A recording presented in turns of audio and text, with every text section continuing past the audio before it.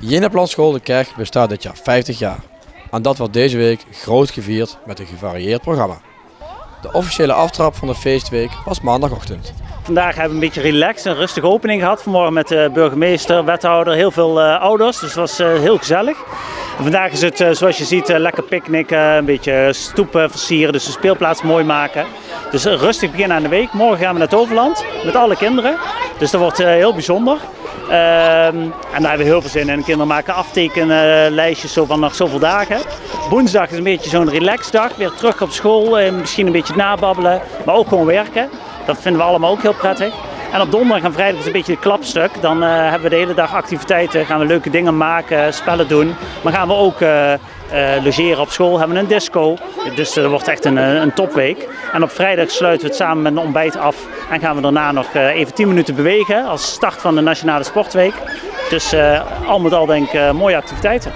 Ja, de kerk bestaat 50 jaar. Wat gaan jullie deze week allemaal doen? Morgen gaan we naar het Toverland en donderdag blijven we slapen op school. Dat is wel spannend, denk ik, of niet? Ja, Ja, hoe gaat het er een beetje uitzien, slapen op school? Moet je dan alles zelf meenemen of hoe werkt dat? we moeten alles zelf meenemen en we gaan slapen in onze eigen stamgroep. En waar heb je meest zin in deze week? Ja, een attractiepark vind ik wel altijd leuk en dan met vrienden en zo. Ja. We gaan naar het Toverland toe en dan gaat iedereen in groepjes en dan mag je zelf maken en dan ga je naar attracties toe.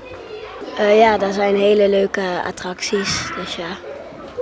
Ja, en slapen op school. Ja, heb je daar zin in? Vind je het misschien ook een beetje spannend? Ja, ik vind het niet zo spannend, maar ik heb er wel heel veel zin in. Mooi programma. Slapen op school. Lijkt me best wel ingewikkeld. Flinke operatie, of niet? Ja, het is vaker op de kerk gebeurd, dus we hebben dat vaker gedaan. Ik zelf nog niet. Dus het is heel spannend, maar onze kinderraad heeft al vaker gevraagd van zouden we weer een keer op school mogen slapen, want het was zo leuk. Of we hebben verhalen gehoord dat het zo leuk was. Maar ja, het is eigenlijk zorgen dat je voldoende collega's hebt die dat ook doen. Dus alle collega's blijven slapen, lekker in de eigen klas. Ouders en kinderen nemen natuurlijk hun eigen spullen mee. Dus op zich valt het wel mee, we hebben ruimte genoeg. Maar ja, het is best spannend voor ons, voor de kinderen en ook voor ouders, denk ik. Wat vind je het leukste van de 8 jaar op de kerk tot nu toe?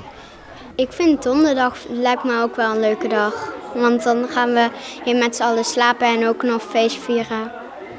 Ja, tot nu toe toen we naar een speeltuin hier gingen en toen er een luchtkussen op stond.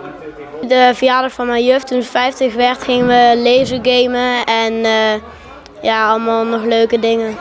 De school gaat 51 jaar wel halen, maar de naam de kerk niet. Vertel. Nee, dat klopt. Wij blijven zeker de Jenaplan School van Venray. En we gaan ook natuurlijk binnen enkele jaren verhuizen naar een nieuwe locatie. Maar de naam Keg die gaat veranderen. Dat hebben we vanmorgen ook aangekondigd.